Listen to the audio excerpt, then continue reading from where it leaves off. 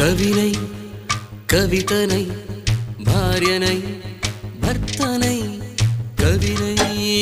కవితనై భార్యనై భర్తనై మల్లెల దారిలో మంచు ఎడారిలో మల్లెల దారిలో మంచు ఎడారిలో పన్నీటి జయగీతాల కన్నీటి జలపాతాల నాతో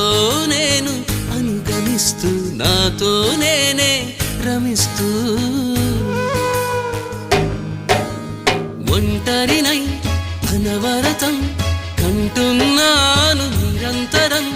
కలల్ని కథల్ని మాటల్ని పాటల్ని రంగుల్ని రంగవల్లుల్ని కావ్య కన్యల్ని ఆడపిల్లల్ని జగమంత కుటుంబం నాది